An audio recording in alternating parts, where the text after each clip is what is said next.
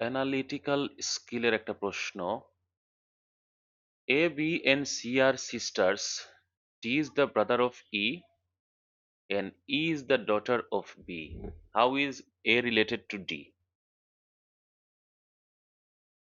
এখানে বলছে A, B and C are sisters.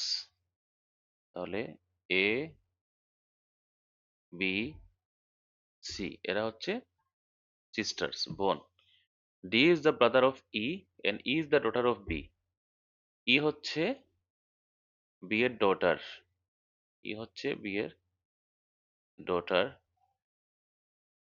আর এখানে বলছে D হচ্ছে E এর ব্রাদার। D হচ্ছে E এর ব্রাদার।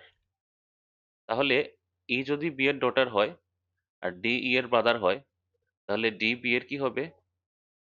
সান, তাই না? ছেলে হবে। এটা যদি ডটার হয়, এটা যেহেতু E এর ভাই, তাহলে এটা এটার সান হবে, ছেলে হবে। এখন বলছে how is A related to D? A হচ্ছে ডি এর সাথে এর সম্পর্ক কি, বা এ ডি এর কি হয়? তো ডি এর বি হচ্ছে ডি এর কি হবে? মা। আর এ যেহেতু বি এর বোন, তাহলে এ হবে কি, ডি এর কি হবে? খালা হবে, তাই না? খালা। তার মানে হচ্ছে আন্ট। আন্ট। তাহলে how is A related to D? A হচ্ছে কি আন্ট।